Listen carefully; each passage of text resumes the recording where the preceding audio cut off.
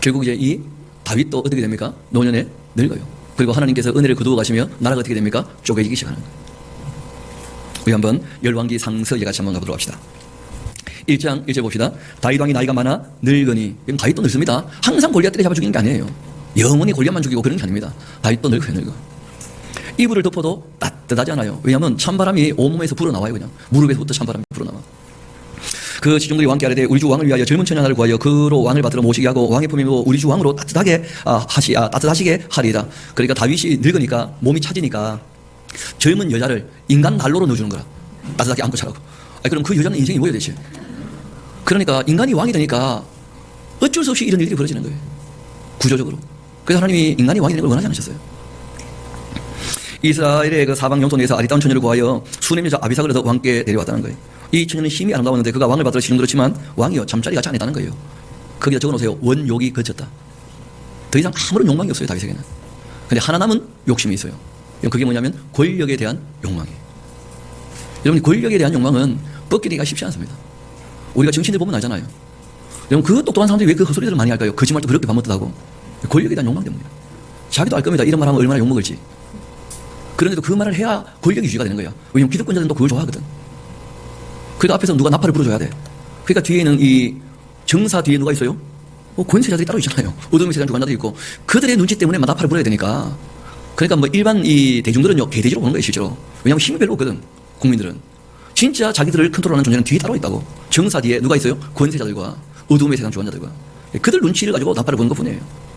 왜냐하면 그들이 권세를 유지할 수 있게 도와주거든. 권력을. 그러니까 이 권력에 대한 욕망이라는 것은 가벼운 게 아닙니다. 우리가 좀 전에 봤잖아요. 아버지, 필요 없다는 아버지도 죽이려고 그래. 권력을 가지고 싶어서. 그런 게 권력의 세계예요. 결국 이제 잘 아시는 것처럼 이 핫깃의 아들 그 아도니아. 핫깃은 다윗의 부인의 이름입니다. 여러분 이 아도니아라는 사람이 아버지가 늙었는데 권력을 물려주지 않으니까 착각을 해요. 내가 실력 행사를 해야 권력이 나에게 오지 않겠는가. 우리 한번 봅시다.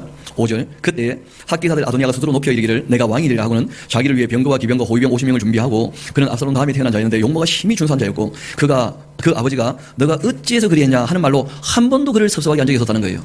그럼 거기다 적어놓으세요. 이런 식으로 애를 키우면 안 된다. 적어놓으세요. 애 섭섭할까봐 손을 안 댔다. 그러니까 애들이 다 개차반이라. 부잣집 애들이 버릇없는 이유 중에 하나가 이런 거예요. 섭섭한 일을 얻게 해야 되겠다. 내가 다 해줘야 되겠다. 막. 그러니까 애들이 버릇이 없는 거예요. 인간이 안 돼, 인간이. 영 게다가 나름대로 또 아도니아 스스로도 잘한 겁니까 못한 겁니까? 꽤 잘한 거예요. 그 잘난 인물이라 아도니아가. 잘났으니까 사람들이 모이는 거예요. 불러 모으면. 못난데 누가 하겠습니까? 이 아도니아가 여러분 7절을 잘 보셔야 됩니다. 수르의 아들 요압. 여러분 그러니까 군사력을 이 아도니아가 장악한 거예요. 군사력을 요압. 그 다음에 제사장 누구 가죠? 아비아달. 압살롬의 반역이 실패한 이유는 종교의 권력을 잡지 못했었잖아요. 그런데 이 아도니아는요 진짜 큰 반역이었어요. 여러분 어차피 이 이스라엘 나라는 두 가지밖에 없거든요. 행정과 종교 두 가지밖에 없다고. 그런데 이 군사력, 행정력, 게다가 종교에 대한 권력까지 다 엉키 잡았어요 아도니아가. 근데 아버지한테 인정만 지금 못 받고 있다고. 실력 행사를 하는 거예요. 이거 다 내 겁니다 아버지. 인정하시오 빨리. 지금 이렇게 쿠데타를 일으킨 거예요 아도니아가. 근데 이때 이제 아도니아의 그 쿠데타에 참여하지 않는 사람 몇이 있었어요. 그러니까 회유에도 압박에도 넘어가지 않는 사람들이 있다는 거예요. 이런 사람들이 충성스러운 사람들이죠. 10절 봅시다. 선지자 나단과 분하야와 용사들과 자기 동생 솔로몬은 청하지 않았다는 거예요. 이 사람들은 회유되지 않는 사람들이니까. 아니라 다를까 나단이 그 바세바를 찾아가서 얘기하죠. 아니 일전에 그 다윗이 당신의 아들 솔로몬이 왕이 될 거라고 얘기한 거 우리가 들은 적이 있는데 아니 지금 아도니아가 스스로 왕이라고 하는데 왜 다윗은 그것도 모르고 가만 두고 계시냐고. 다윗이 지금 그런 입장이에요. 바깥이 아무것도 몰라. 근데 권력을 잡고 있어. 그러니까 일이 엉망되고 마는 거예요. 원래 그 왕정 시대에는 왕이 일어나면 그 근본을 빨리 세워야 됩니다. 지존을. 그러니까 후계자를 빨리 세워야 이 신하들이요 줄서기를 안 하고 딱 권력이 어떻게 됩니까? 안정적으로 이어지는 거예요. 그러니까 신하들은 나라를 생각하니까 빨리 후계자를 세우라는 거예요. 반면에 왕은요 후계자가 있으면 권력이 자기하고 후계자하고 나누어진다고 착각을 해요. 그러니까 자기에게 권력이 집중되기를 원하니까 후계자를 늦게 세우려고 애를 써요. 거기에 대한 신랑이가 항상 있거든요. 그 다윗이 후계자를 안 세우느라 아무것도 할 수 없으면서 누워있으면서. 그러니까 이제 나단이 그 바세바를 통해가지고 다윗에게 가서 얘기하게 한 거예요. 지금 아도니아가 이런 짓을 하고 있는데 내버려두면 되겠는가. 백성들의 모든 마음과 우리가 봤을 때도 당신이 예전에 약속했던 그대로 솔로몬이 왕이 되면 좋겠다. 백성들은 알아요. 자기 야망이 큰 사람이 왕이 되면 백성들은요 평생 괴롭습니다. 백성을 사랑하는 사람이 왕이 되어야지. 돌볼 사람이. 자기 야망이 큰 사람이 왕이 되면 백성들은요 피곤한 거예요.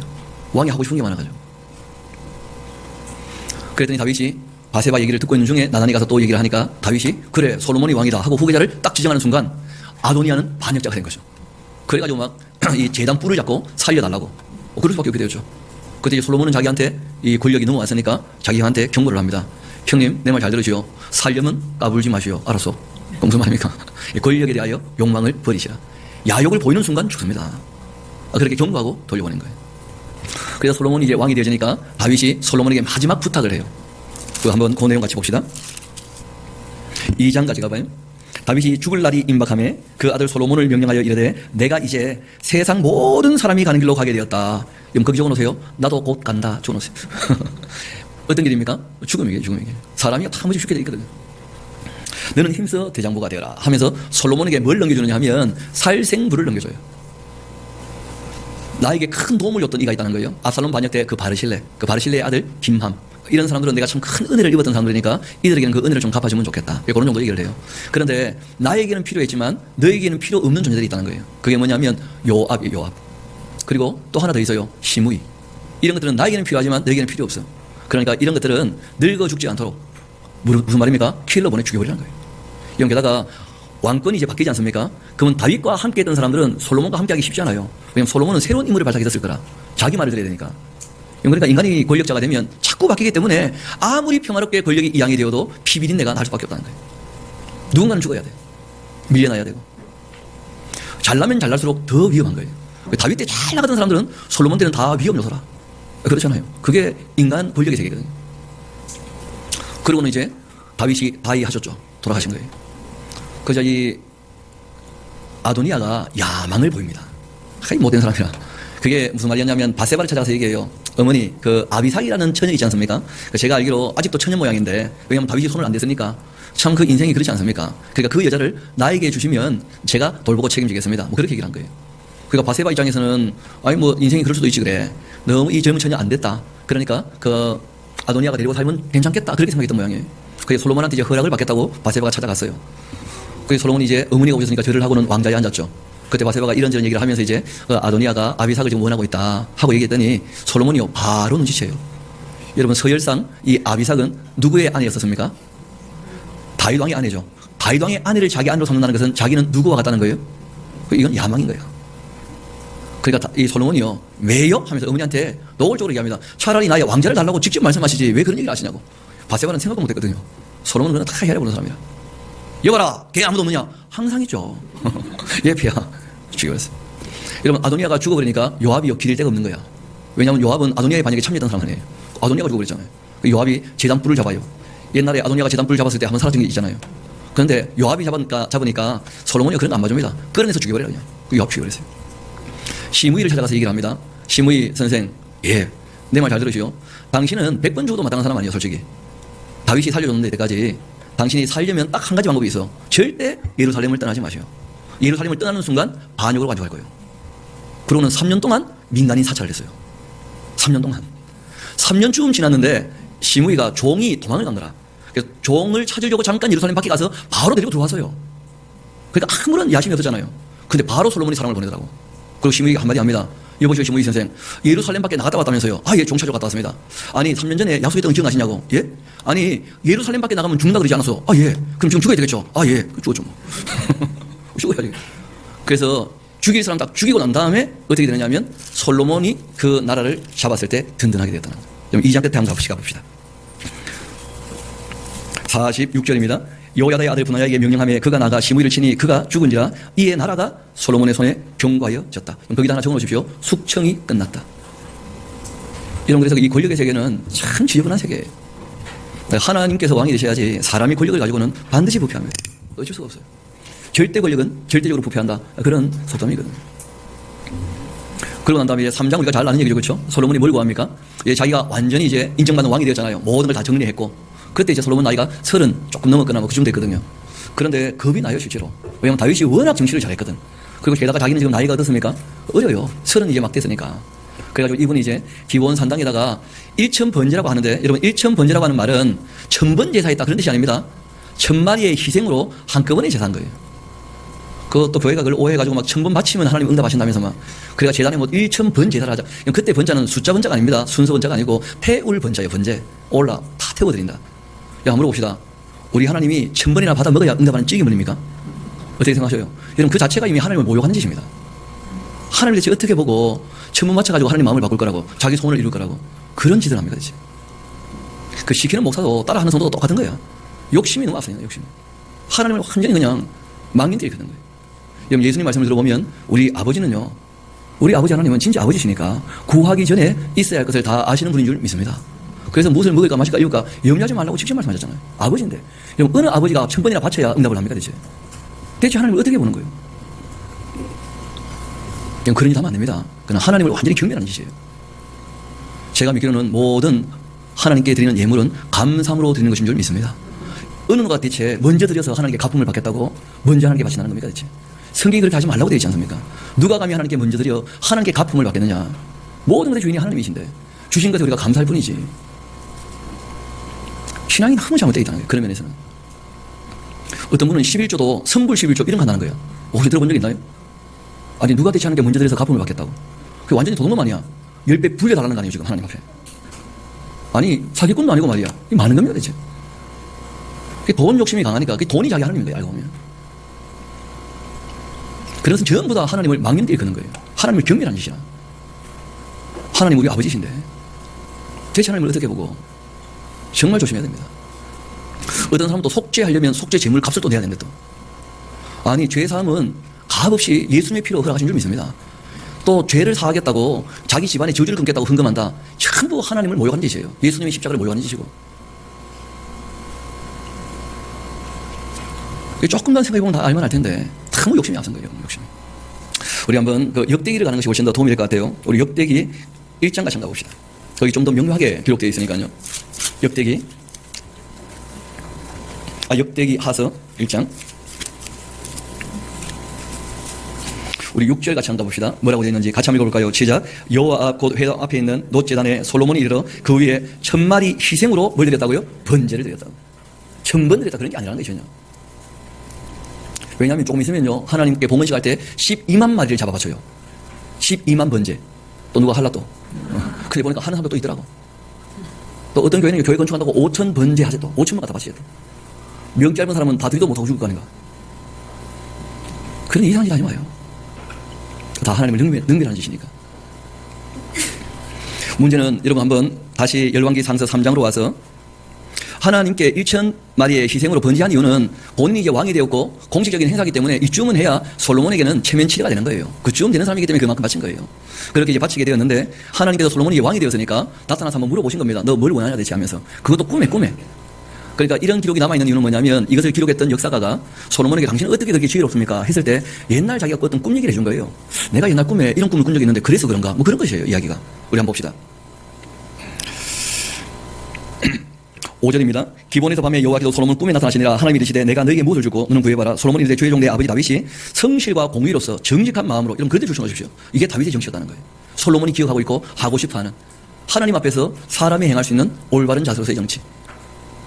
성실과 공의와 정직한 마음, 이것을 가지고 일을 해야 돼. 주와 함께, 자기 혼자가 아니고 주님과 함께, 또 주님 앞에서 그렇게 행하지 않습니까 다윗이. 주께서 그에게 큰 은혜를 베푸셨고 주께서 또 그를 위하여 이 큰 은혜를 항상 주사 오늘과 같이 그 자리에 앉을 아들을 그에게 주셨나이다. 그러니까 압살롬이나 아도니아가 받던 것과 전혀 다른 것을 솔로몬이 받던 거예요. 똑같이 다윗을 받는데 압살롬과 아도니아는 권력을 받던 거예요. 근데 솔로몬은요 성실함과 정직함과 공의로움과 하나님과 함께하는 것, 하나님 앞에서 행하는 것, 이걸 받았어요. 그러니까 나단이 그런 게 보인 거예요. 그런 사람이 왕이 돼야 돼. 그렇게 했던 거죠.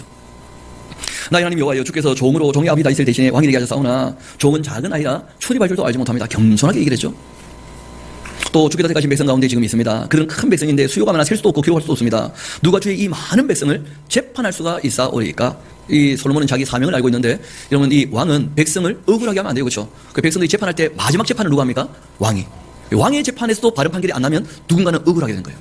솔로몬이 지금 갖는 마음은 뭐냐면 내가 하나님께서 맡기셔서 관리하게 하는 이 백성들, 다스리는 이 백성들 누구 하나 억울한 사람이 있으면 안 된다. 이게 솔로몬 마음이었어요. 재판할 수가 있사오리까? 그러니까 뭘 달라는 거예요? 듣는 마음, 레부샤마. 잘 알아들어야 올바르게 판단할 수 있다는 거예요. 여러분 이게 지혜라고 하는 개념이에요. 모든 좋은 것은 들음에서 나는 거예요. 믿음도 들음에서. 여러분 잘 들어야 지혜를 얻게 되죠. 지식을 갖게 되는 것이에요. 잘 들어야. 거기서 모든 게 시작되는 거예요. 들을 줄 알아야. 나에게 잘 듣는 마음을 주사 주의 백성을 재판할 때 선악을 어떻게 해요? 분별할 수 있도록. 그럼 이런 것이 지혜죠. 듣기만 한다고 되는 게 아니잖아요. 듣고 난 다음에는 뭘 할 수 있도록요? 올바르게 판단 내릴 수 있게. 그래서 지혜를 얘기할 때 세 가지를 꼭 기억하셔야 됩니다. 하나는요, 잘 듣는 마음이에요. 두 번째는 분별할 줄 아는 능력이에요. 세 번째는요, 넓은 마음이에요. 분별을 가졌다 할지라도 적용을 바로 하면 안 됩니다. 때가 있어요, 때가. 그래서 넓은 마음이 꼭 필요해요, 넓은 마음. 이어봅시다. 솔로몬이 이것을 구하며 그 말씀이 주의 마음에 들었다. 한번 여러분께 여쭤봅시다. 하나님 마음에 든 것은 천마리의 희생이었습니까? 솔로몬의 이 소박한 마음이었습니까? 근데 무슨 일천번제요 대체? 이걸 배워야지. 겸손한 자세. 이어봅시다. 이 하나님이 그에게 이런 말씀하십니다. 내가 이것을 구하도다. 하나님의 감탄이에요. 하나님 워낙 크신 분이라서 감격이나 감탄 거의 안 하시거든요. 근데 하나님께서 감탄하신 적이 몇 번 있었어요. 이 아브라함이 이삭을 바쳤을 때, 또 한나가 일평생 하나님께 드린다 그런 얘기했을 때, 또 이 다윗이란 이가 자신이 하나님 사랑하는 마음으로 성전을 지어드리겠다 이런 말씀을 여쭈었을 때, 또 솔로몬이 듣는 마음과 분별력을 가르쳐 주시라 이런 정도.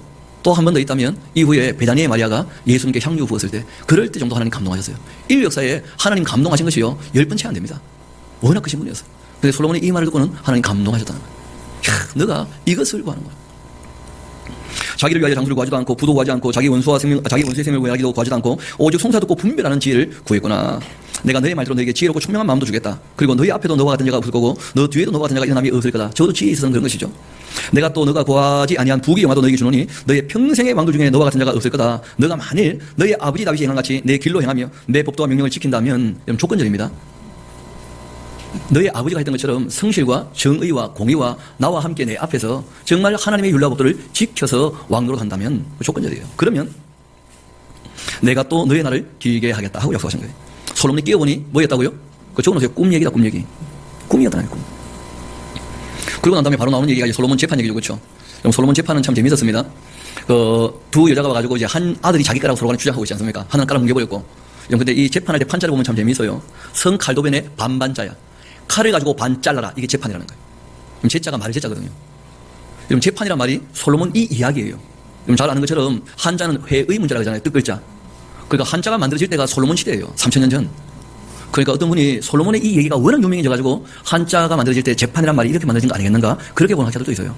또 거꾸로 솔로몬이 워낙 듣는 귀가 발달해가지고 잘 들으니까 중국의 모든 지혜를 다 배워가지고 이렇게 하지 않았겠는가? 그렇게 보는 입장도 있어요. 여하튼 재미있게도 솔로몬의 이 일이 말 그대로 재판이었다고. 아기를 반으로 잘라라. 칼을 가지고 반으로 잘라라. 그래서 서로 사이좋게 나눠 가져라. 그렇게 한 거 아닙니까? 어릴 때 뭐 그런 저희들은 연극을 꾸며서 했던 적이 있는데, 막 이 애기는 내 애기 날 닮았어요 하고 얘기하면 옆에 있던 여자가 아니 거짓말, 이건 내 애기 하면서 서로 간에 자기 그러는 거예요. 지금은요 너무 쉽습니다. 유전자 검사하면 돼요. 바로 나와요 그냥. 근데 그때는 그런 과학 기술이 없잖아요. 그러니까 이때 심리 재판한 거예요. 심리 재판. 솔로몬이 사람의 마음을 거꾸로 이용한 거죠. 반으로 나눠주라 하니까 진짜 엄마는 애기가 죽으면 안 돼. 가짜 엄마는요 공평하게 반 주세요. 이렇게 한 거예요. 여러분, 애기를 죽이라 한 게 진짜겠습니까? 살려달라고 한 게 진짜겠습니까? 근데 여러분, 이게 가벼운 얘기가 아닌 것이 지금 재판을 거쳐 왕한테까지 왔잖아요. 그럼 이 재판에 지면 자기가 죽어야 돼요. 그런 재판입니다. 왕 앞에 왔는데 재판이 졌다. 그럼 여태까지 모든 재판 비용 다 자기가 물어야 됩니다. 여러분, 그래서 재판 안 하는 게 제일 잘하는 거예요. 재판석에 가기 전에 빨리 사과하라고 성경이 얘기하는 이유가 있어요. 그럼 재판하게 되면 재판 비용이 있습니다. 전부 진 사람이 물어야 돼요. 그러니까 재판에 한번 걸리면 절대 쉬면 안 되는 거야. 그래가지고 사람들이 끝까지 가는 거예요. 말도 안 되는데도. 여기까지 왔는데 이제 내가 잘못했다 그러면 다 덮어써야 되는데 지금. 왕 앞에서 거짓말했다면 죽어야 되는데 지금. 그런데 아기를 살릴 거라고 그 말을 했다는 거예요. 그래서 솔로몬이 바로 알아봤죠. 네가 진짜 엄마다. 이 재판 이야기 때문에 온 세상이 깜짝 놀랐다는 거예요. 이야, 저 젊은 사람이 진짜 명성하구나. 그때부터 솔로몬을 다 두려워하면서 조심조심했다는 거예요. 여러분, 여기가 이제 이 기원 산당입니다. 엥케렘이라는 곳인데 여기 이렇게 제사하는 터가 꽤 많죠, 그렇죠? 또 여기 바로 아래에 이제 뭐가 있느냐면 라마, 그 사무엘 고향이 있어요. 사무엘 고향. 그 사무엘 고향 마을에 가면 사무엘의 묘가 있습니다. 이런 묘는 근데 가짜 묘라고 그러죠. 사무엘 뼈가 든 게 아니고 사무엘 고향인 것을 기념하기 위하여 만든 그 가짜 묘예요. 그리고 난 다음에 사장에 가면 솔로몬과 함께한 사람들 이름이 쫙 나옵니다. 이 솔로몬 혼자 위대한 게 아니라는 것이죠. 그리고 이때 솔로몬이 차지한 나라가 유브라데부터 시작해서 이 애국까지, 그게 전부 솔로몬의 나라, 통일왕국 중에 가장 컸던 시대였어요. 그래서 이 유대인들 그 국기 한번 주신 적 있습니까? 그러면 파란 바탕에 하얀 선이 두 개가 있고 중간에 뭐가 있습니까? 별이 있죠. 그게 무슨 말이냐면 위가 유브라데스 강이에요. 밑에가 나일 강이에요. 그리고 그 별이 다윗의 별이에요. 그러니까 다윗의 왕국을 우리가 여기까지는 차지해야 된다. 그래서 지금 또 싸우는 거예요. 그 땅을 다 회복할 거라고. 아주 자기들의 야심을 가지고 그 별을 만드는 거예요. 근데 우리가 알죠? 이미 사사기 때 하나님께서 주겠다고 했습니까? 안 하기로 했습니까? 안 주기로 했잖아요, 벌써. 근데 그걸 얻어내겠다고 지금 애를 또 쓰고 있는 거예요. 하나님께서 지혜와 총명과 함께 넓은 마음을 주셔서 솔로몬이 뭘 하게 되냐면 잠언은 무려 3,000가지. 그리고 노래는 무려 1,005편이나. 그리고 이제 사랑의 이야기, 그 아가서가 있죠. 그러니까 이 오페라 같은 큰 노래도 있었다는 거예요. 또 시편 127편이나 72편 같은 자그마한 노래들도 있죠. 그러니까 1,005개쯤 되는 노래 중에 3개 노래가 지금 남아있어요, 성경에. 그런 노래들은 우리가 좀 공부해보면 도움이 되겠죠, 뭐. 그리고 이분이 지식을 가졌다고 할 때, 얘기할 때, 이 초목들, 어류, 공충, 새, 동물, 그러니까 하나님이 만드신 창조 세계에 대하여 다 논할 만큼 지혜로웠다.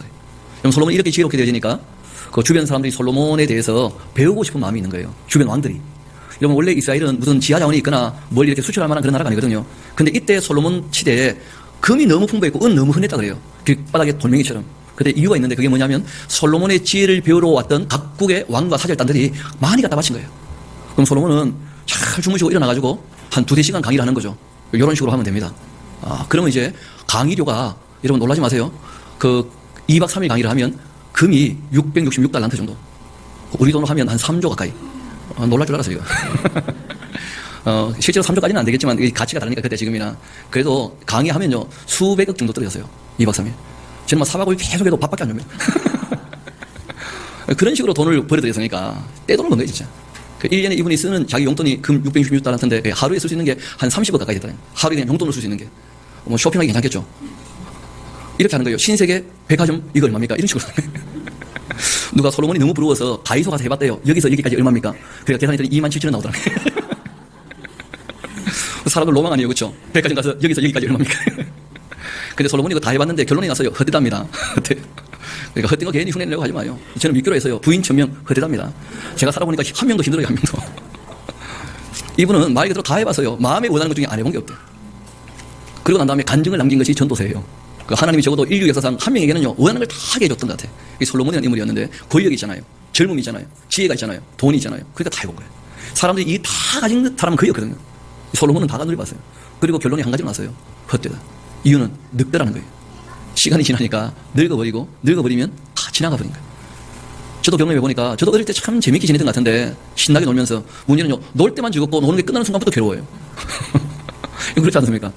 다 지나버리는 거야. 영원한 게 아무것도 없어요, 이 땅에서는. 그래서 이분이 영원한 것을 바라보자는 거예요. 하나님을 경외하고 그 계명을 지키는 것, 이게 사람의 본분이다.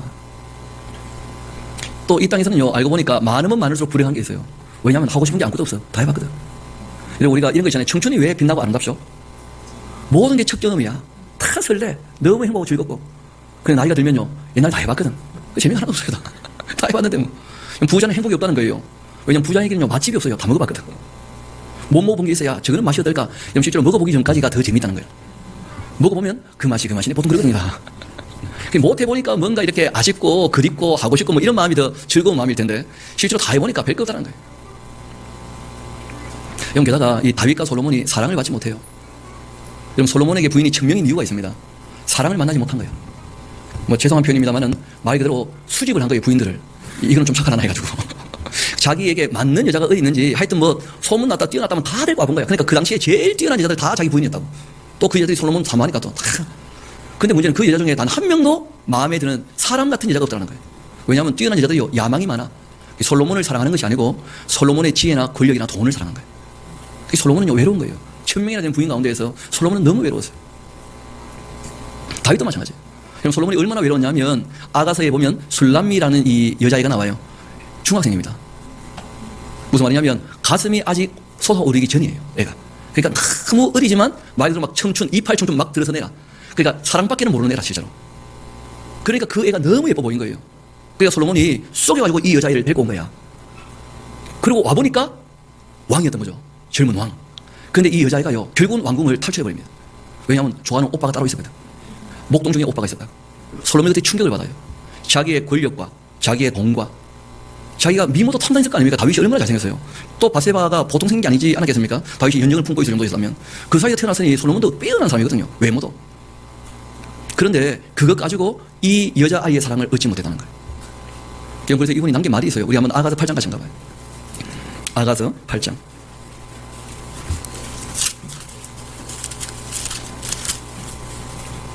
6절부터 제가 한번 읽어드릴게요. 너는 나를 도장같이 마음에 품고 도장같이 팔에 두어라. 사랑은 중같이 강하고 질투는 수월같이 잔인해서 불길처럼 일어나는데 그 기세가 뭐라고요? 여호와의 불과 같다. 솔로몬이 지옥불을 경험한 거라. 지옥불이라는 게 딴 게 아니고 나는 죽도록 사랑하는데 그 사랑이 통하지 않아. 그때 일어나는 불이 지옥불 같다는 거예요. 하나님의 이 지옥이 왜 불타는 것이냐? 하나님이 외아들까지 주면서까지 사랑했다는 거예요, 인류를. 그런데 그 사랑을 안 받아들이니까 하나님의 주의가 되는 거예요. 그 질투의 불로. 솔로몬이 그런 불을 경험한 거예요.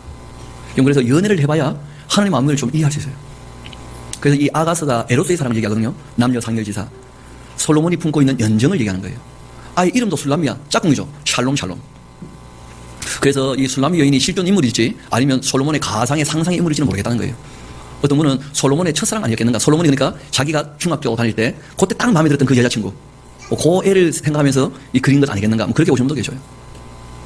확실한 것은 자기의 그 사랑은 이루어지지 않았다는 거예요. 솔로몬. 그러면서 하나님 마음이 이해가 되었다는 거예요. 사랑이 통하지 않을 때 얼마나 마음이 불타오르고 괴로운가.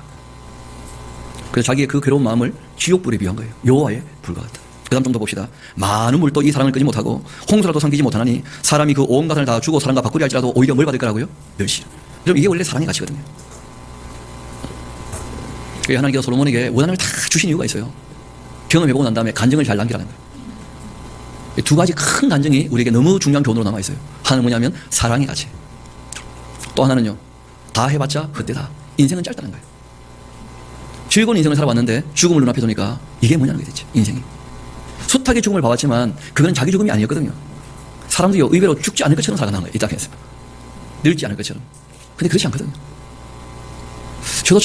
저는 마음이 아직도 대학 다닐 때처럼 마음이 그래요. 21, 둘쯤. 그러니까 저는 우리 교회 청년들 보면 형님 하고 싶어요, 진짜로. 나보다 24살라서. 제 딸이 24쯤 됐으니까 뭐 누나 하고 싶고 막 그런 마음이거든, 솔직히. 근데 거울을 보니까요, 우리 아버지가 있어요, 우리 아버지가. 제가 대학 다닐 때 봤던 우리 아버지가 거울에 보이더라니까, 거울에.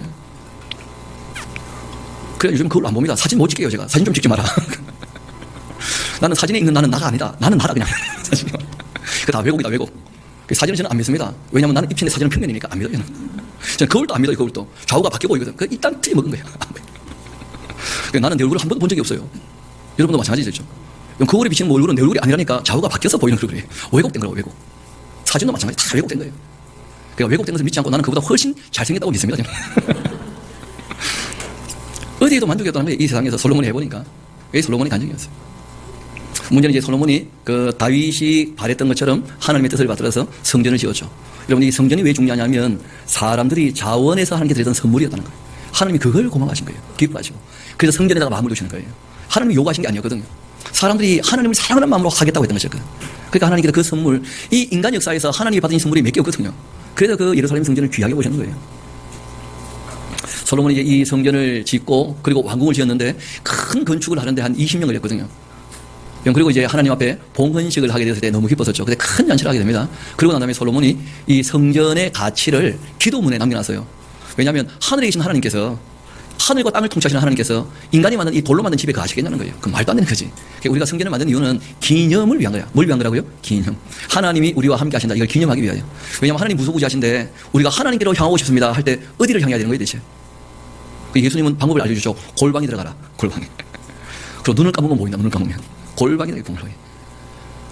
근데 하나님 무소부지하시니까 그 사람들이 하나님에 대하여 방향을 돌이키려고 할 때 어디로 향해야 될 것인가. 그래서 그 방향을 설정하려고 만든 게 성전이에요. 그래서 우리가 오리엔테이션이라는 말이 있지 않습니까? 그 말이 무슨 말이냐면 방향 설정인데 동쪽으로 향하라는 뜻이에요. 이게 무슨 말이냐면 서방 사회의 사람들은 예루살렘이 동쪽이잖아요. 그러니까 건물을 짓거나 성당을 짓거나 예배당을 짓거나 할 때 동쪽을 향해 짓는 거예요. 왜냐하면 거기에 예루살렘 성전, 하나님 계신다. 그래서 원래 OT란 말은 방향 설정, 하나님을 향하자 그런 뜻이에요. 왜냐하면 지식의 근본이 누구십니까? 하나님이시니까. 그러니까 이 지식을 배우고 진리를 배우는 이 대학에서 OT하는 이는 술 처먹자 그런 뜻이 아닙니다. 절대.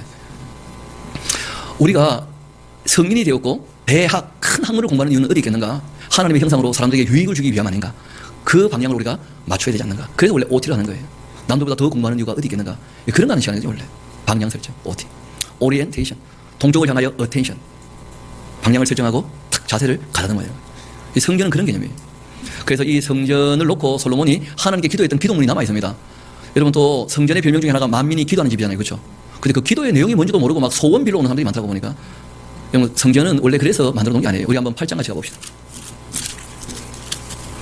그 기도문을 한번 읽어봐야 좀 정리가 되지 않겠나 싶어요.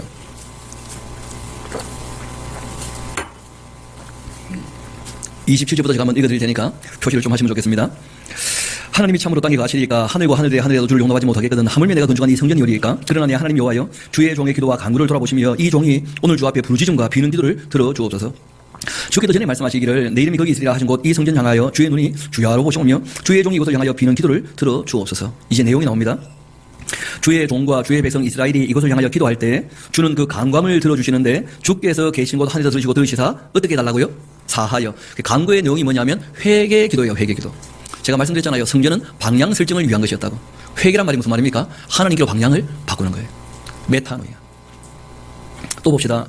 두 번째도 중요합니다. 만일 어떤 사람이 그 이웃에게 범죄함으로 맹세시킴을 받았고서 그가 와서 이 성전에 있는 주의 전 앞에 맹세하게 되거든 주는 하늘에서 들으시고 행하시되 주의 종들을 심판하셔서 악한 자의 죄를 정하여 그 행위대로 그 머리에 돌리시고 의로운 자를 의롭다 하사 그 의로운 바대로 갚으시옵소서. 무엇이냐면 사람의 재판이 공정하면 참 좋겠는데 인간의 재판은 공정하지 않을 때가 많습니까? 적습니까?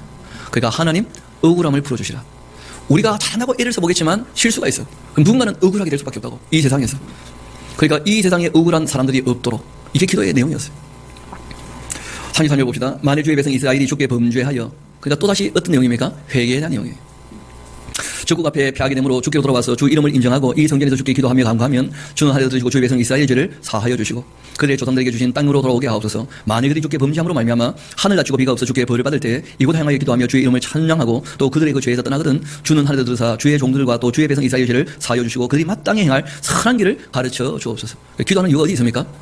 주님의 뜻을 따라 살지 않아서 징계받을 때 주님께서 깨닫게 하여 주셔서 주님의 뜻을 따를 수 있게 도와주시라. 이게 기도의 다 내용이었어요. 한결 같은 거예요. 또 봅시다.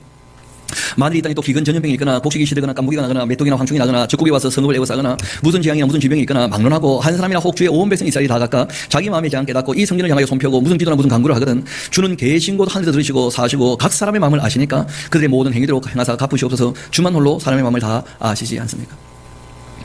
그렇게 하시면 그들이 주께서 우리 조상들에게 주신 땅에 사는 동안 항상 주님을 경외할 겁니다. 또 주의 백성 이스라엘에 속하지 아니한 자 곧 주의 이름을 위하여 먼 지방에서 온 이방인이라도 그들이 주의 크신 이름과 주의 능한 손과 주의 펴신 팔의 소문 듣고 와서 이 성전 향하여 기도하면 주는 계신 곳 하늘에서 들어주시고 이방인이 주께 부르짖는 대로 이루사 땅의 만민이 주의 이름을 알고 주의 백성 이스라엘처럼 경외하게 하시오며 또 내가 건축한 이 성전을 주의 이름으로 일컫는 줄 알게 하옵소서. 그러니까 이스라엘 백성이 죄를 짓고 돌이키는 것뿐 아니고 이방인들이 하나님 백성 되겠다고 돌아오면 받아주시라는 거예요.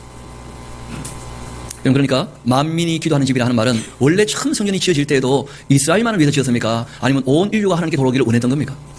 솔로몬이 그 정도의 마음이 있었다는 거예요. 하나님의 마음을 헤아렸던 거예요. 온 세계가 내게 속해 있다. 그래서 성전의 별명이 만민이 기도하는 집인데 기도의 내용이 뭐였다는 거예요? 두 가지. 하나님께 돌아오면 받아주시고 죄를 용서해 주시라. 또 하나님께 엎드리게 될 때 이 땅에 억울함이 없도록 주님께서 억울함을 풀어주시도록. 그게 기도의 내용이 다였어요. 또 봅시다. 주의 백성이 그들의 적국과 더불어 싸우고자 하여 주께서 보내신 길로 나갈 때 그들이 주께서 택하신 성읍과 내가 주의 이름을 위하여 건축한 성읍이 있는 쪽을 향하여 여호와께 기도하면 주는 하늘에서 그들의 기도와 간구를 들어주시고 그들의 일을 돌보아 주옵소서. 또 범죄하지 않은 사람이 없습니다. 이 마지막 내용이죠.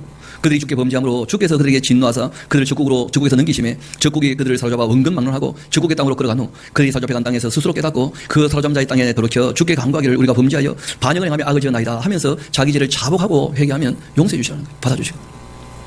자기를 사로잡혀간 적국의 땅에서 온 마음과 온 뜻으로 주께 들어와서 주께서 그리고 조상들에게 주신 땅 곧 주께서 택하신 성읍과 내가 주의 이름을 위하여 건축한 성전이 있는 쪽을 향하여 주께 기도하면 주는 계신 곳 하늘에서 그들의 그 기도와 간구를 들어주시고 그들의 일을 돌아와 주시며 주께 범죄한 백성을 용서하시고 주께 범한 그 모든 허물을 사여 주시고 그들을 사로잡아간 자들 앞에서 그들로 불쌍히 여김을 얻게 하사 그 사람들로 그들을 불쌍히 여기게 하옵소서. 그들은 주께서 철풀무 같은 애굽에서 인도하여 내신 주의 백성 주의 소유와 대민이다. 원컨대 주는 눈들어 종의 간구함과 주의 백성 이스라엘의 간구함을 보시고 주께 부르짖는 대로 들어주옵소서. 이름이 부르짖는 대로라고 되어 있는데 번역을 이렇게 하면 안 됩니다. 주님께 아뢰는 대로.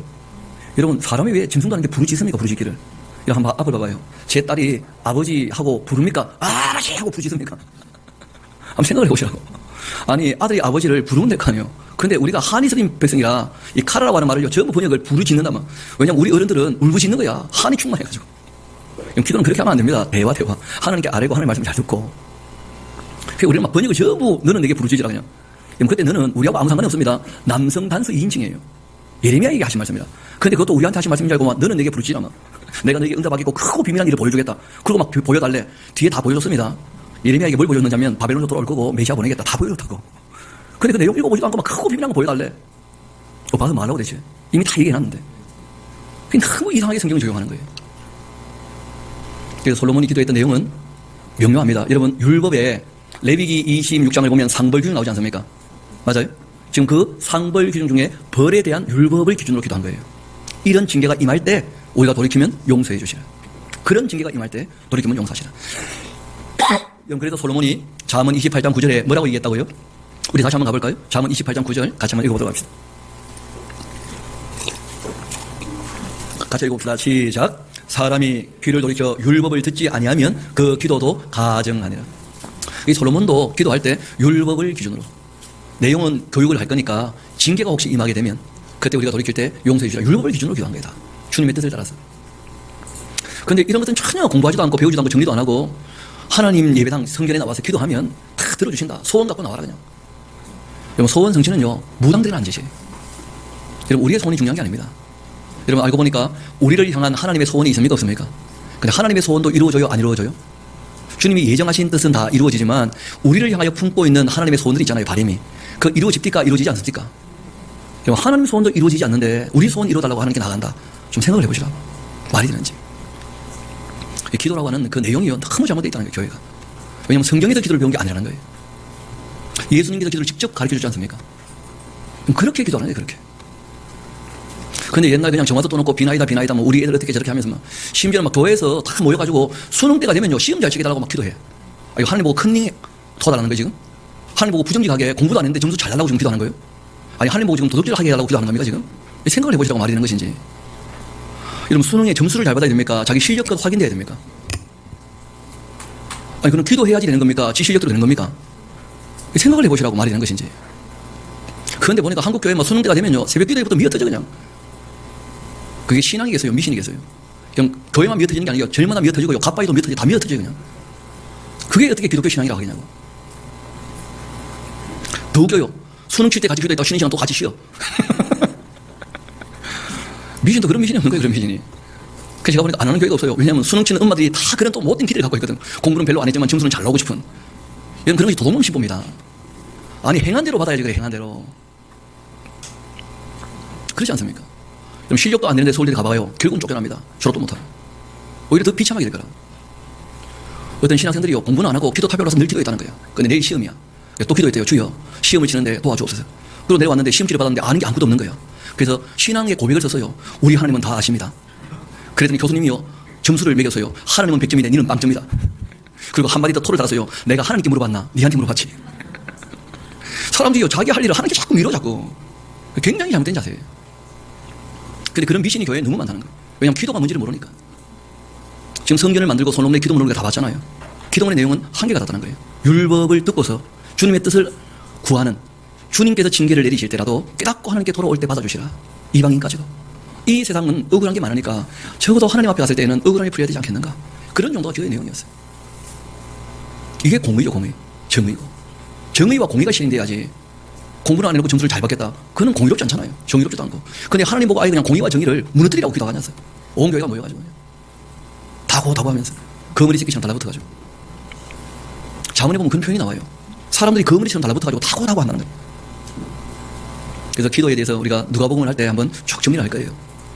실제로 오늘 정리를 한번 더 하려고 했는데 여기가 뭐 성전입니다. 이렇게 지었다고 하는데 성전 지을 때 그 조단위의 돈이 들었다고 해요. 왜냐하면 규모는 그렇게 크지 않는데 벽돌 사이에 금을 가지고 이렇게 이어붙였어요. 금값이 꽤 비쌌습니다. 그런데 문제는 너무 화려하게 짓는 바람에 모든 이 주변 나라들이 강대국이 되면 예루살렘 성전을 닫는 거예요. 금을. 그래가지고 예루살렘이 늘 공격당했어요. 이 금 때문에. 그러니까 여러분 집에 금 쌓아두지 말고 저한테 갖다 주세요 빨리. 뭐 많이 쌓아두면 위험합니다.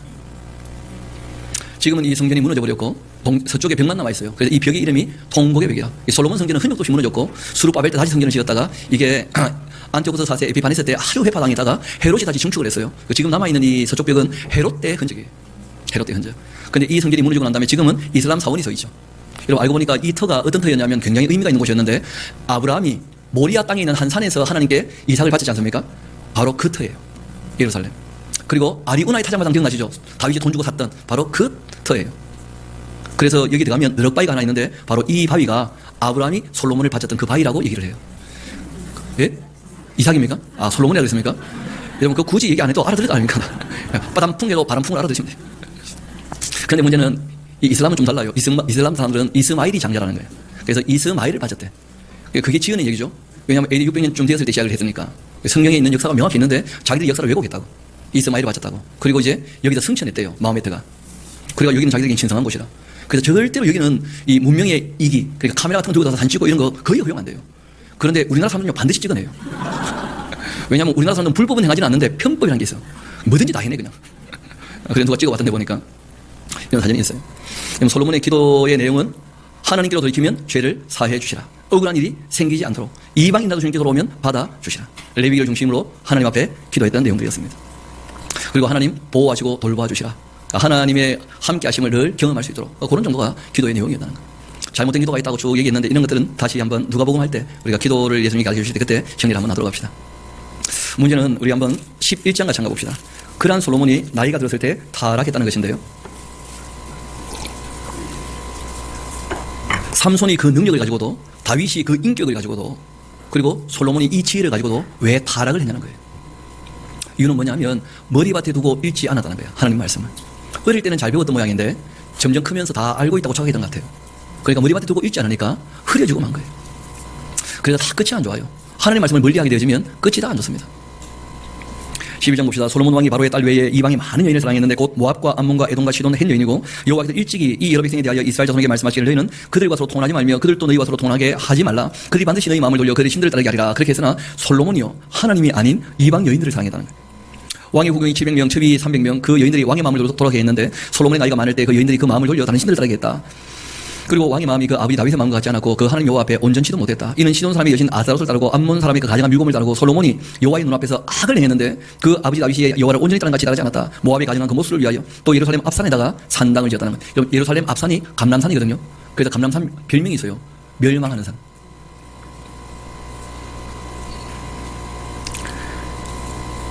이어봅시다.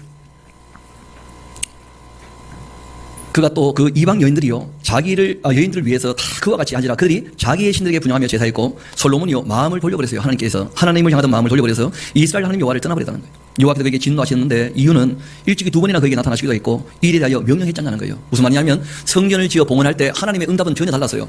너가 성전 지어 바치는 거 고맙기는 한데 너가 말씀을 따르면 너의 위가 오래 가겠지만은 너가 하나님 말씀을 버려버리면 이 성전이라도 내가 집어 던져버리겠다고 하나님께서 직접 말씀하셨거든요. 그러니까 성전이 중요한 게 아니고 뭐가 중요한 거예요? 말씀. 그 말씀을 따라야지 진짜지. 근데 실제로 그 성전을 집어 던져버렸죠. 586년에. 하나님께서 충분히 말씀하셨는데 그 이방신들을 따르지 말라고. 그러나 그가 여호와의 명령을 지키지 않았다. 여호와께서 솔로몬에게 말씀하시되 너희의 이러한 일이 있고 또 내가 나의 언약과 내가 네게 명령한 법도를 지키지 않았으니 내가 반드시 이 나라를 내게서 빼앗아 너희 신하에게 줄 거다. 그러나 하나님도 참 입장이 곤란한 거예요. 다윗에게 막 그렇게 좋은 말 많이 해놓고 솔로몬 때 나라가 무너지면 어떡합니까 대체. 그러니까 하나님께서 뭐라고 하시느냐면 솔로몬 너 하는 건 너무 마음에 안 들지만 그러나 내 아버지 다윗을 위해서 너희의 세대는 내가 이 일을 행하지는 않겠다. 그렇게 하신 거예요. 앞을 봅시다. 우리가 지금 쭉 내용을 읽어오면서 눈에 확 띄지는 않는데 설명하면 이해가 될 거예요. 솔로몬이 하나님을 위해서 성전은 하나 지었죠. 근데 부인이 몇 명입니까? 대부분 다 어떤 여인들이에요? 그 여인들이 원하는 대로 산당을 지어줬다는 거예요. 그러니까 우상을 위하여 산당을 1000개를 지었어요. 여러분 사울이 교만하고 악해도 우상 숭배를 하거나 그러진 않았잖아요. 근데 우상 숭배 한둘도 아니고 1000개를 지었다고 산당을. 하나님 이거 용납하시겠냐고. 그럼 솔로몬이 이렇게 산당을 지고 난 다음부터는 이스라엘 백성들이요 노골적으로 우상 숭배하는 것을요 평생 떠나지 못했어요. 그 나라가 망할 때까지. 왜냐하면 솔로몬이 산당을 만들어버렸기 때문에. 왜냐하면 솔로몬이 워낙 성공적으로 정치를 했거든.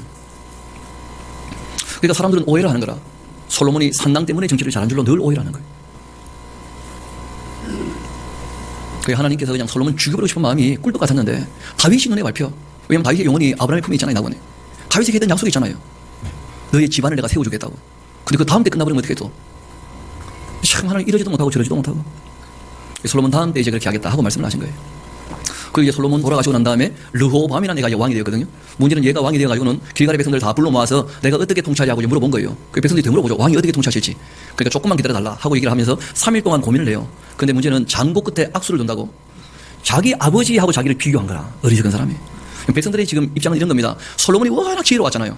또 워낙 하고 싶은 게 많은 사람이고 권력에 대한 이 야망보다도 솔로몬이 워낙 뛰어나고 돈도 많겠다, 권력도 있겠다, 지혜롭겠다 하니까 하고 싶은 게 얼마나 많았겠어요. 건축만 20년 넘겠다니까. 문제는 솔로몬이 하고 싶은데 지가 일합니까? 백성이 다 일을 해야 됩니까? 그러니까 백성들은 죽을 지경이야. 솔로몬이 똑똑한 바람에. 근데 백성들이 얘기해요. 솔로몬 때 우리가 너무 힘들었다는 거야. 왕이 하고 싶은 게 너무 많아가지고.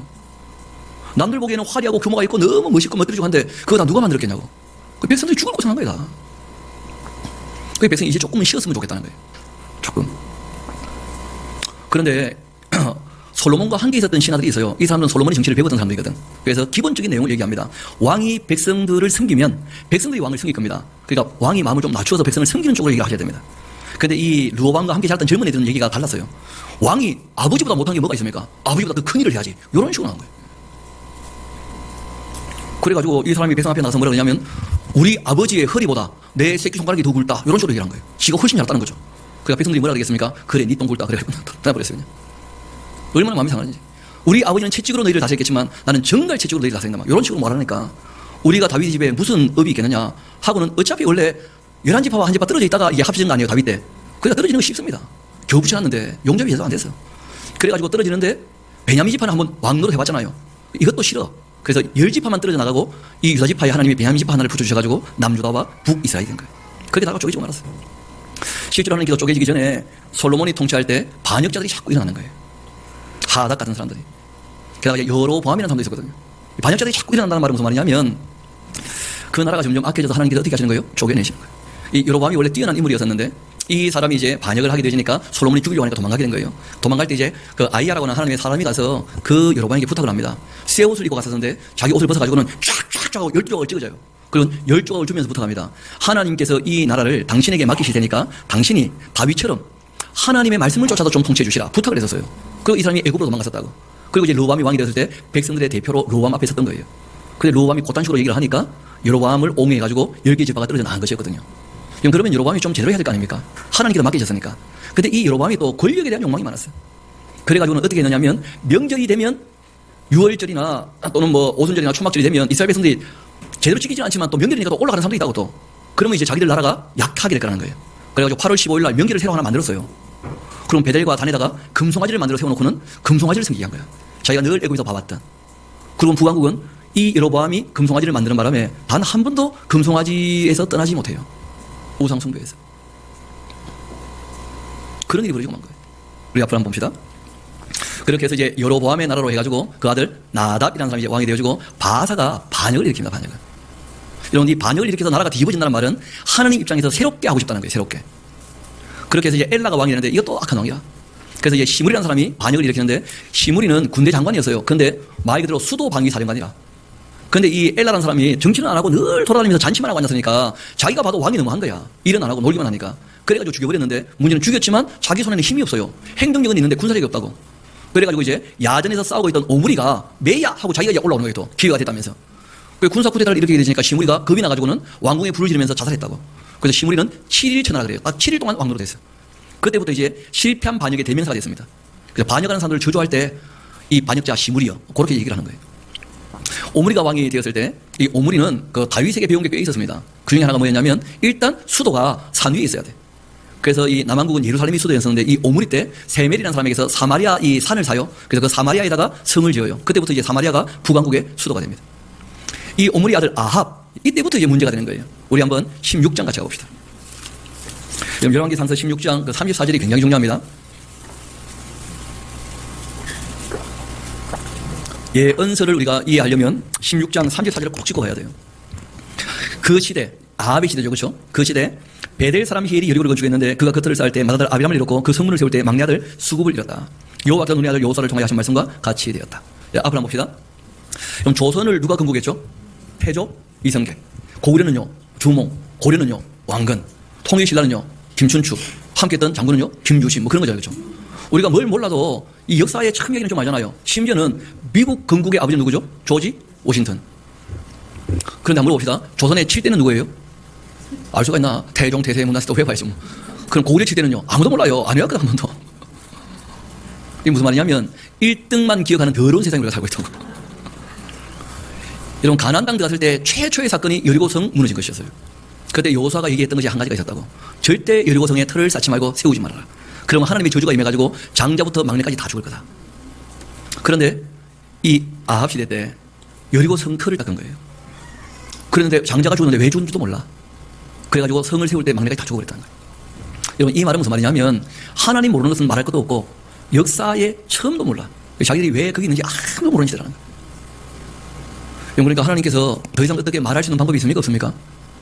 아니, 하나님 입장에서 성경도 모르고 역사도 모르고 역사 중에 역사의 시작도 전혀 몰라. 그러면 이스라엘 백성들이 자기의 적대성, 우리가 왜 이 가나안 땅에 살아야 하는가 하는 이유를 아는 거예요, 모르는 거예요? 뭐 하나님 그럼 어떻게 해야 되는 거죠? 그래서 예언자를 보내신 거예요. 예언자를. 한번 물어봅시다. 가로등이 켜져 있어요. 가로등이 켜져 있으면 낮에 밝아요, 밤에 밝아요? 아니, 생각을 좀 하시고 대답하세요. 다시. 가로등이 켜져 있어요. 낮에 밝아요, 밤에 밝아요? 아니, 켜져 있다니까? 밝기는 똑같지. 밤이 되면서 점점 밝아집니까? 아니잖아요. 가로등이 켜져 있으면 밝기는 낮이나 밤이나 똑같아요. 근데 왜 밝다고 생각하죠, 밤에? 그거는 가로등이 밝아진 게 아니고 주변이 어두워진 거예요. 무슨 말이냐면 하나님은 동일하신 분인 줄 믿습니다. 근데 왜 하나님이 예언자를 보내시는 거예요? 역사가 너무 어두워졌다는 거예요. 그 아들을 왜 보내신 거예요? 너무 타락했다는 거예요. 역사가 어두워졌다는 거예요. 역사가. 여러분, 예언자 얘기를 할 때 우리는 또 막 능력에 관심이 많은 모양이라 그러면 엘리야야 하나님 불러서 응답한 막 그랬대요. 바라고 또 요구하고 하는 모양인데 참 그런 얘기를 하는 게 아니에요. 엘리야 이야기는. 여러분, 엘리야 이야기는 그렇게 시작되죠. 아합이 왕이었을 때 내 말이 없으면 3년 반 동안 비도 이슬도 없을 것이요. 그러니 그리 시내가에 가 있으니까 까마귀가 먹을 것 좀 갖다 줬었다고. 근데 문제는 가뭄이 지속되어지니까 까마귀도 다 파악을 했어요. 우리 먹고 살기도 힘들다. 다 도망갔다고. 그럴 때 이제 하나님께서 이 엘리야를 사르밧, 그럼 사르밧이라는 곳이 어디냐면 두로와 시돈 그쪽 지역이에요. 왜냐하면 이 아합 때 왜 문제가 됐냐면 이 엣발의 딸 이세벨이 여기 시집을 온 거야. 근데 이세벨이 시집을 오면서 선교사를 850명을 데리고 왔어요. 바알 선지자 450명, 아세라 선지자 400명, 무려 850명 정도에 되는 이방신의 선지자들을 데리고 와가지고는 이 나라를 금송아지뿐 아니고 바알을 아세라 섬기는 나라로 만들어버린 거예요. 그러니까 하나님께서 지금 설 자리가 드신 거예요. 그래서 이제 엘리야가 한마디 하고 도망을 갔는데 놀랍게도 나중에 예수님께서 말씀하셨죠. 이스라엘 나라 사람들 중에서는요 꽤 과부가 있을 거 아닙니까? 그런데 어느 누구도 엘리야를 영접해 줄 만한 착한 여자가 하나도 없었다는 거예요. 사르밧에 있는 이방 여자가 오히려 착해. 얼마나 착하냐? 이 엘리야가 갔더니요 여자가 이렇게 반죽을 하고 있더라고. 그 엘리야가 배고파 죽겠으니까 그 좀 뜨꾸면 나한테 달라고. 그 여자 대답이 걸작이죠. 이건 이제 마지막 밀가루인데 이건 내 아들하고 구워가지고 반 나눠 먹고 죽을 요량이다 이제. 마지막 먹을 거다. 근데 엘리야가요 그랬거나 말았거나 나한테 줘봐. 그럼 놀라운 일을 볼 거야. 근데 여자가 놀랍게도 그 빵을요 엘리야에게 주는 거예요. 여러분 착해요 안 착해요? 진짜 착하지. 놀랍게도 그 일이 있고 난 다음부터 이 과부의 집에 가루와 그리고 기름이 끊이지 않았다는 거예요. 그런 은혜가 임했던 거예요. 그런데 이 여자의 아들이 죽었었어요 어릴 때. 그때 이제 엘리야가 기도하니까 다시 살았던, 그러니까 부활의 모형 같은 그런 사건들도 있었어요. 4년 만이 지나고 이제 이 엘리야가 찾아 나오게 되니까 예루살렘 다시 이스라엘로. 그때 이제 이 아왕은요 자기 말에게 먹일 또 양식이 남아있나고 돌아보는 거예요. 3년만 감으로서는데. 그러니까 하나님은 이스라엘 백성들에게 관심이 있잖아요. 근데 이놈의 왕은요 백성이 아닌 누구한테 관심이 있어요? 말한테. 이 왕이 이제 자기 국내 대신 오바댜하고 같이 이렇게 오는 중에 엘리야가 오바댜를 만나서 얘기해요. 여보시오 왕을 좀 만나게 하시오. 오바댜가 깜짝 놀랍니다. 지금 왕이 당신을 죽이려고 킬러를 사방에 보냈는데 왜냐하면 왕은 오해를 해. 이 엘리야가 기도하는 바람에 비가 안 온다는 거예요. 틀린 말은 아니죠. 그럼 물어봅시다. 비를 안 오게 할 능력이 하나님께 있다면 비를 오게 할 능력도 누구한테 있습니까? 그러면 하나님께 기도를 해야 될 거 아니에요. 그런데 비를 안 오게 한 것은 기분 나빠 죽겠는데 그 하나님께 무릎을 꿇고 비 내리게 해달라는 부탁을 할 줄 몰라. 이 어리석은 왕이. 그러니까 이제 오다가 그 엘리야에게 내가 만약에 왕에게 주선을 했다가 만나기를 당신이 사라져버리면 너 입장이 어떻게 되냐. 엘리야가 그렇지 않다고 나를 왕 좀 만나게 해달라고. 그래서 만났어요. 만나서 이제 엘리야를 아왕이 딱 보면서 한마디 합니다. 이스라엘을 괴롭게 하는 자가 너냐 하면서. 엘리야가 가만 왕을 보다가 아니 당신과 당신 집이 지금 악을 행해서 이 모양 된 거 아니오. 왕이요 우리 이렇게 한번 합시다. 지금 당신 때문에 이 모든 이스라엘 사람들이 누가 하나님인지를 모르고 있어. 바알이 하나님인지 아세라가 하나님인지 아니면 여호와가 하나님인지 누가 하나님인지를 모르고 있다고 지금. 그러니까 그 이방인 선지자와 함께 내가 한번 시합을 해볼 요량이니까 당신에게 누가 하나님인지를 확실히 보여주겠다고. 시합을 한번 주도할 수 있겠냐고. 됐냐고. 됐다고. 그래가지고 갈멜산에서 바알 선지자 450명하고 이 엘리야하고 시합을 하는 거예요. 그 시합의 내용은 한 가지였죠. 기도했을 때 불로 응답을 해가지고 제단의 제물을 태우는 그 존재가 진자신이라는 거예요. 초자연적 존재. 그래서 이제 바알을 섬기는 사람들이 먼저 해보죠. 그렇죠? 바알이여 응답하소. 바알이여 응답하소. 아침부터 점심까지 했는데 응답을 안 하는 거예요. 그러니까 이 엘리야가 놀립니다. 너네 신이 밥 먹으러 가서 안 오나? 아니면 낮잠을 자나? 화장실 가서 변비가 걸렸나? 왜 안 오냐? 더 크게 보려고 더 크게. 근데 이 바알 선자들은요 바알이 진짜 있다고 믿었던 모양이라. 얼마나 정성을 들이는지요. 돌을 쪼개가지고는 자기 몸을 찢고 피를 흘리면서까지 바알에게 응답해달라고 요청을 하는데 바알이 응답할 수가 있나요? 없는 건데. 응답이 안 되지. 그래야 저녁쯤 되어져서 이제 저녁 소재 드릴 때쯤 되어지니까 다 치워! 다 치워버렸어요. 그리고 이제 돌 12개를 갖고 와가지고는 제단을 다시 쌓았죠. 그리고 재물을 올려놨는데 이 엘리야가 부탁을 한 가지를 해요. 도랑을 파는 거야. 그리고 그 도랑에다가 물을 가득 부어서 채우라는 거예요. 그럼 지금 3년 반 가물었잖아요. 그럼 어디서 물을 또 오는 거예요 대체? 하여튼 군인들 그때 피곤했을 거라. 근데 피곤한 것이 다가 아니고요. 물 또 오면서 그랬을 거예요. 엘리야 두고 보자. 너 죽었다 그냥. 불만 안 내와봐. 너 죽었다 그냥. 그리고 아마 물 퍼붓을 거예요. 물을 퍼붓는 이유는 크게 두 가지입니다. 자연 발화가 되면 안 돼. 진짜 하나님의 능력이어야 돼. 두 번째는요. 모든 사람이 그것을 주목하겠다는 거예요. 그리고 이 엘리야가 기도하죠. 하나님께서 여호와 하나님께서 이스라엘 하나님이신 것과 내가 하나님의 종된 것을 이들에게 보이셔야 되지 않겠습니까? 하나님 불로서 응답하여 주십시오. 하고 불이 확 내려와서 핥아버린 거예요. 그러자 그 함께 있던 모든 사람들이 연호하기 시작합니다. 엘리야 하면서. 그게 무슨 말이냐면 엘리야 이름의 뜻 자체가요 엘로힘 그가 바로 야훼이시다. 야훼 그가 바로 전능한 하나님이시다. 그런 뜻이에요. 바알이 아니고 아세라가 아니고. 그때 막 이 엘리야가 군인들을 얘기를 해가지고 다 그 우상을 섬기던 선지자 다 잡아가지고는요 목을요 다 베버렸어요. 그냥. 얼마나 많이 배웠냐면 450명 일단 뵙고 그 400명도 더 뵀을 거라고 봐요. 얼마나 많이 뵀는지 칼이요 이렇게 생겼어요. 우리 앞을 한번 봅시다. 이 갈멜산인데 갈멜산 위에 가면 엘리야 동상이 있거든요. 엘리야 칼을 보니까 이렇게 휘어있죠. 왜 휘었을까요? 850명 머리 잘랐다는 거예요. 그래 칼이 휘었어요. 칼이. 엘리야가 그렇게 확 다 죽여버리고 난 다음에 왕에게 얘기합니다. 왕이요 큰 비의 소리가 있습니다. 왜냐하면 엘리야가 간절히 기도했기 때문에 비가 오는 게 아니에요. 여러분 이미 약속되어 있었잖아요. 내 말이 없으면 비도 있을 수 없을 거니까 엘리야가 이제 말을 시작했잖아요. 비가 오겠죠 뭐. 그런데 그 약속이 되어 있어요. 7번 정도 갔다 와야 돼. 그래가지고 이 엘리야가 엎드려 기도하면서 소년을 보내죠. 지중해 쪽으로 가서 구름이 올라오는지 7번째 와가지고 얘기합니다. 지중해 쪽에서 손바닥만한 구름이 올라온다고. 이게 갈멜산에서 본 이 지중해 풍경이거든요. 거기도 손바닥만한 구름이 올라오는 게 보인다는 거예요. 그랬더니 큰 비의 소리가 있다면서 아방에게 얘기해요. 왕이 빨리 마차를 얻어서 뛰어가시라고. 그리고는 뭐 엘리야는요 너무 기분 좋았어요. 지금 450명, 400명, 850명 죽여버렸지. 그리고 이제 이 아비요 하나님의 능력을 받잖아요. 불이 떨어지는 거. 또 이제 가면서 뭐가 올 겁니까? 비가 올 거 아니에요. 그러니까 하나님께서 비를 내리시고 그러면 바알이 아니라 아세라가 아니라 여호와가 하나님이다 하는 게 확실하다면 집에 가자마자 이세벨 내 인연하고 죽여버릴 거 아니에요 그냥. 그러니까 엘리야는 막 그렇게 생각하면서 기분 좋아가지고 막 뛰어가는데 얼마나 기분이 좋았는지요. 마차보다 더 빨리 뛰어갔어요. 완전히 막 축지법을 쓴 거야. 얼마나 신나는지 막 나도 지금 분이 아닌데 막 몸 생각해야 되는데 그렇게 신나게 뛰어갔어요. 근데 문제는 이 아비요 예상과 전혀 달리 행동했다는 거예요. 뭐라고 했냐면 이세벨이 가서 오늘날 희한한 거 봤다면서 자기가 오늘 있었던 일을 다 얘기를 한 거예요. 그런데 이세벨이 뭐라고 했냐면 매역 하면서 막 역정을 내면서 이 엘리야의 그 머리가 내일까지 그 모기에 붙어 있으면 신들이 나에게 벌리의 벌을 내리기를 원한다 하면서 표독하게 막 하늘 펴하니까요 서리빨이 쩡쩡 얼어붙는 거예요. 여러분 천하의 엘리야가요 겁나가 도망가다니까. 그리고 로뎀나무 아래에 가가지고는 하나님께 기도해서요 하나님 나를 죽여주십시오. 왜냐하면 지금 엘리야는요 해볼 걸 다 해본 거야. 3년만 가물어 가지고 경무도 했죠. 또 기도해서 불도 내려왔죠. 약속한 데도 물도 내려왔죠. 해본 걸 다 해왔어요. 근데 변한 게 아무것도 있어요 없어요? 그럼 엘리야의 이 능력을 보고 회개한 사람이 한 명이라도 있냐고. 단 한 명도 회개하지 않았어요. 그러니까 엘리야가 죽여달라는 거예요. 그러니까 하나님께서 그럴 수 없어요. 아직까지 할 일이 남아 계시거든. 그래가지고 이제 이 엘리야에게 천사를 보냅니다. 천사를. 그래가지고는 떡을 구워서 줘요. 왜냐하면 또 많은 떡은 안 먹을까봐 또 숯불 구이해서 또 줘요. 그 엘리야가 웃기는 것이요. 떡을 먹어요. 이거. 꼭 씹어서 또 안 차려고 잘 먹고 난 다음에는 죽여 주시옵소서 또 그런 거예요. 죽을 것은 먹지를 말든지 그냥. 하나님께서 그렇게 이제 힘을 목도어 가지고는 호레산까지 불러가셨어요. 그리고 거기에서 세밀한 음성으로 말씀하시죠. 아람 왕을 너가 세워야 된다. 이스라엘 왕도 다시 세워야 된다. 그리고 너 후계자를 세워라. 너 일하기 싫으면 그만두고 후계자를 세워야 돼. 후계자를. 그렇게 이제 세 가지를 말씀하신 거예요. 그리고 내려오는 길에 누구를 만납니까? 엘리사를 만나가지고 이제 함께 동력하게 되어지는 것이죠. 그래서 엘리야 다음에는 누가 활동합니까? 엘리사가 이제 활동하게 되어지는 거예요. 여러분 하나님께서 하늘로부터 불을 내리고 물을 내려도 안 되는 거예요. 그런데 왜 이 나라가 안 망하느냐는 거예요. 아직까지. 이유가 있어서요. 하나님께서 엘리야에게 이런 말씀하십니다. 아직까지 바알에게 무릎을 꿇지 않는 자가 몇 명 있다는 거예요? 그 이 70명은 신앙이 좋은 사람입니까? 아니면 신앙이 안 좋은 사람입니까? 좋기는 뭐가 좋아요? 엘리야를 아무도 영접 안 했다는데. 하나님 입장에서 이 70명은 누구냐면 바알에게 무릎을 꿇지 않았기 때문에 개선의 여지가 있는 정도의 사람이었어요. 신앙이 70명이나 좋다면 나라가 그 모양이겠습니까? 전혀 그렇잖아요. 여러분 그 70명 중에 제일 신앙이 더 좋다고 보는 사람들이 나중에 선지생도가 되지 않습니까?